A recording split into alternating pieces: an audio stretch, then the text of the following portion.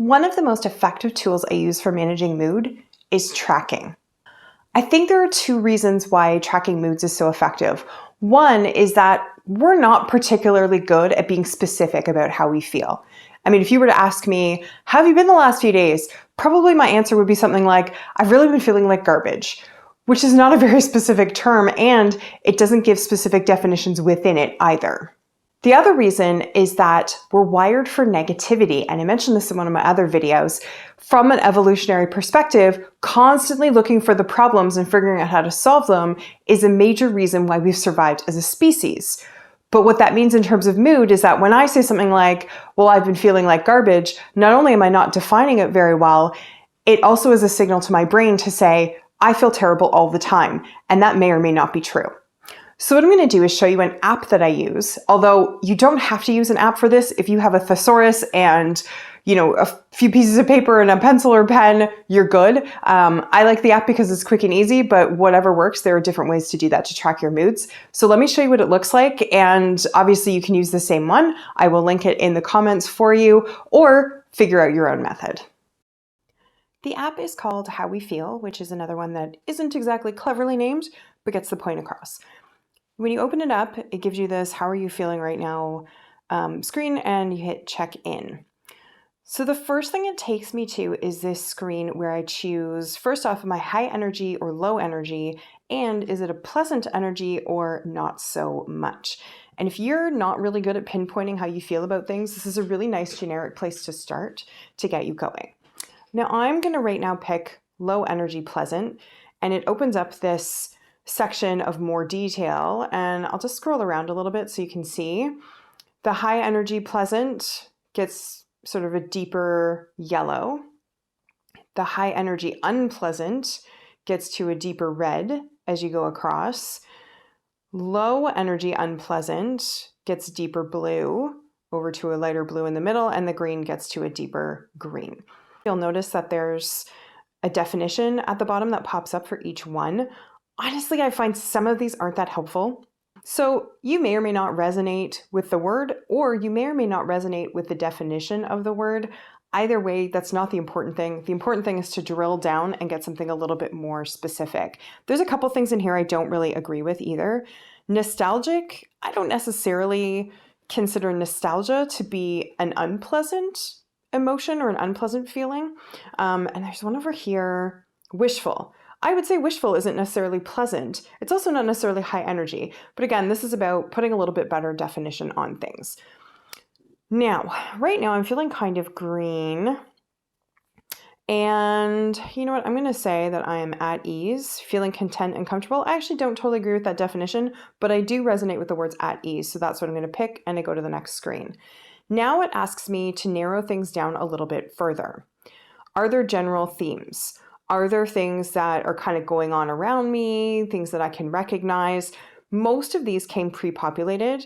I added a couple, but generally the stuff was already here. Under that, you can see people. So who am I with? And, is it coworkers? Is it family members? That sort of thing. And what are some of the places that I am right now? And again, most of these were pre-populated. So for me, let's just say I am resting. I certainly am feeling pretty chill right now, actually. And I can always go back to, by the way, and change this. If I say, I don't think this is really me, I can hit the X at the top and it takes me back to the previous screen. I can also add another, in the top right, I can add one other emotion if I would like to as well, but you cannot have more than two at once, which is another piece of this app that I don't necessarily agree with. At the moment, I'm hanging out by myself and I am at home. Now I go to the next screen. Now I can get really detailed. And there may be a reason that I feel very at ease. A lot of times there isn't necessarily a reason I'm feeling the way I'm feeling, which I think I talked about in terms of my symptoms, in terms of symptoms of anxiety and depression. If you find that they're not really connected to something, then it may be that what you're doing has absolutely nothing to do with how you're feeling, and that's useful information. So I actually had a pretty relaxing morning to start the day. That's probably why I'm feeling at ease, and I would type that in here. I will not subject you to my terrible text typing. I can also type nothing. And a lot of times, actually, I will type a question mark. So now it tells you date and time that I'm doing this. I can put in how much sleep I got last night. 7's about average for me. Later on in the day, I will add workout time. Right now, I have not done any exercising for the day, but I typically do every day. And this also connects to weather. You cannot connect it to weather. You can disconnect it from the weather if you want to, because that does use your location data, and it's one more app that knows things about you that you may or may not want apps to know about you. So that's something I've been curious about, so I attached it. I may detach it. I actually don't find it that helpful. Now I hit save. And that's my check-in. And as my day goes on, this little circle will populate around the check-in plus.